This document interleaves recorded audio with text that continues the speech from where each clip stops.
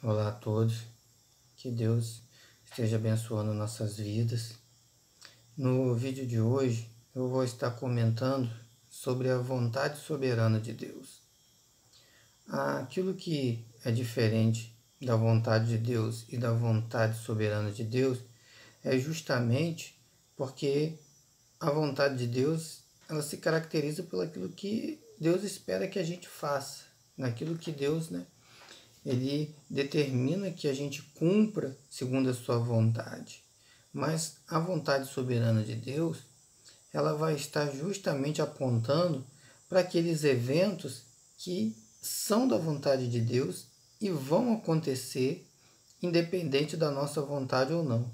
Independente se nós estamos querendo ou não, se concordamos ou não, Deus ele vai fazer com que esses eventos eles sejam concretizados, não só ao nosso redor, mas muitas vezes na nossa própria vida. Acontece que, quando nós examinamos a palavra de Deus, nós vamos localizar esses eventos, vamos localizar situações que vão justamente indicar que algo vai acontecer porque já está determinado por Deus. Um exemplo muito comum é quando Deus fala através do profeta Isaías, lá no capítulo 14, a partir do versículo 24. Ele tem ali uma sentença para o Império Babilônico, ou seja, ou contra o Império Babilônico. E aquela palavra que parece muitas vezes ser uma palavra somente de um homem, Deus vai estar falando e confirmando essa palavra, dizendo que assim como eu pensei, sucederá, e como eu determinei, acontecerá. Logo após esse versículo, lá no versículo 27 do mesmo capítulo 14, ele também vai, através de Isaías, lançar uma sentença contra o Império Assírio. E aí ele vai dizer: o Senhor dos Exércitos o determinou. Quem o invalidará? A sua mão está, pois, estendida. Quem, pois, a fará voltar atrás? Ele está justamente confirmando que no futuro, aquelas palavras que foram lançadas por Isaías contra esses impérios, elas serão concretizadas justamente por causa da vontade de Deus. E isso nos serve de alerta para aquilo que nós estamos vivenciando ou para aquilo que nós estamos esperando na nossa própria vida.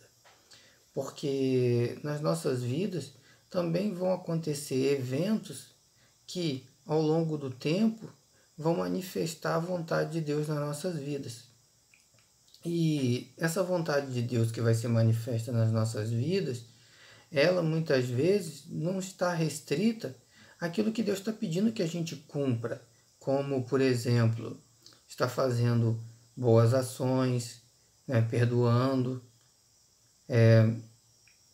amando ao próximo, está buscando edificação das pessoas, da igreja, das famílias, ou seja, isso faz parte da vontade de Deus. São situações que agradam a Deus. Mas a sua vontade soberana, ela vai conduzir a história e os eventos históricos de acordo com a própria vontade de Deus, independente da nossa concordância ou independente da nossa fé em que aquilo vai acontecer. Então, que nós possamos estar entendendo, através da fé, que a vontade soberana de Deus, ela também vai se concretizar nas nossas vidas, para que o objetivo de Deus seja alcançado. E esse objetivo, muitas vezes, ele não fica claro no momento em que nós olhamos somente para as circunstâncias que estão ao nosso redor. Uma palavra que esclarece um pouco disso para nós, dessa situação, é a palavra do apóstolo Paulo na segunda carta aos Coríntios, no capítulo 4, 18, no versículo 18, porque ali Paulo vai dizer o seguinte, que nós devemos atentar para as coisas que não se veem, porque as coisas que não se veem são eternas, e não nas coisas que nós vemos, porque as coisas que nós vemos são temporais. Significa que coisas que não vemos, muitas vezes, né, pelo conceito de fé, e aí a gente pode reforçar esse conceito usando a definição de fé que está lá no livro de Hebreus, Hebreus capítulo 11, né, que diz que a fé ela é o firme fundamento das coisas que se esperam e a certeza das coisas que não se veem. Então, aquilo que nós estamos esperando, aquilo que foi prometido, aquilo que Deus já confirmou para nós através de profetas, através de sonhos, ou seja, aquilo que você tem no coração como certo que vai acontecer, muitas vezes é aquilo que não está vendo, é aquilo que não pode ser comprovado e nem testificado com outras pessoas naquele momento, mas são eventos que estão descritos para o futuro. E aí nós vamos precisar da nossa fé, estar firmados na nossa fé. Por quê? Porque precisamos trazer, através da fé, esses eventos à nossa realidade. Isso vai contrastar com aquilo que nós esperamos para o nosso tempo. E muitas vezes nós não estamos dispostos a estar esperando aquilo acontecer nas nossas vidas. O que causa desgaste, desânimo, muitas vezes abatimento, né? Porque a nossa concepção é de que nós estamos fora do tempo, ou que nós perdemos uma oportunidade, ou que aquilo que nós aguardávamos não vai mais acontecer. E é muito importante que nós tenhamos justamente essa consciência de que o momento que Deus escolheu para trazer à existência aquilo que nós até esse momento, né, sabemos e entendemos pela fé, é que vai ser o momento ideal para que nós recebamos de Deus aquilo em que a nossa expectativa foi colocada. E isso por vários motivos. Porque às vezes queremos coisas as quais nós não estamos preparados para receber. Queremos emprego, queremos posições, queremos relacionamentos, que muitas vezes não estamos ainda amadurecidos para estar vivenciando essas coisas em nossas vidas. E o resultado, às vezes, não é bom. Não é que essas coisas não são boas, mas as coisas boas, as quais, fora do seu devido tempo, não nos permitem desfrutar de tudo aquilo que Deus, na verdade, tinha preparado para nós. Porque acabamos avançando um sinal, ultrapassamos a frente de Deus muitas vezes e tomamos atitudes, né, por nós mesmos, porque reconhecemos que determinada situação ela é para nós, mas muitas vezes somos incapazes de entender em qual tempo nós devíamos estar tomando posse, né, daquilo.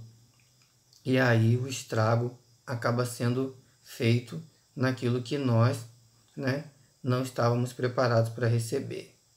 E isso acaba ficando muito claro quando nós passamos a examinar a própria palavra de Deus, quando algo foi feito fora do seu devido tempo, né? O caso de Israel, quando pede um rei, é um exemplo bem típico. Quando ele pede um rei, segundo a sua vontade, pelos motivos da sua própria vontade e não pelos motivos que Deus já tinha estabelecido. Era algo que era da vontade de Deus, mas fora do seu devido tempo. Então nós precisamos estar confiando realmente na palavra de Deus. Quando Deus fala lá no livro dos Romanos, né, o apóstolo Paulo, em Romanos 8, que todas as coisas colaboram para o bem daqueles que amam a Deus. E quando ele diz colaboram, é porque Deus sabe o que é melhor para nós, não porque nós estamos querendo ou estamos reconhecendo naquele momento. Mas a palavra de Deus diz que a vontade de Deus para as nossas vidas ela é boa, perfeita e agradável.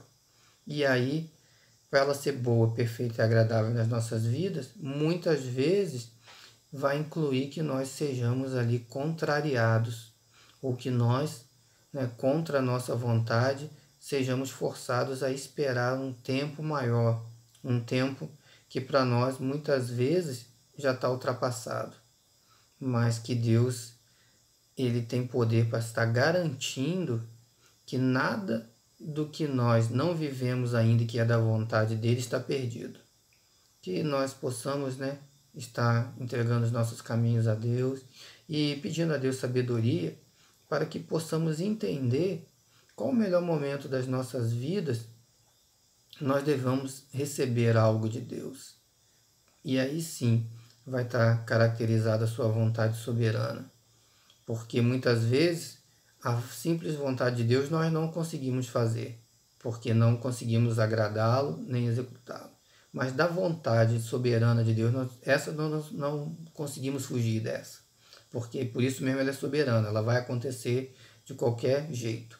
E quanto mais íntimos e próximos de Deus nós estivermos, mais aptos a compreender em que época e em que situação nós vamos estar melhor preparados para que isso aconteça. Que Deus possa estar abençoando as nossas vidas, no nome de Jesus. Amém.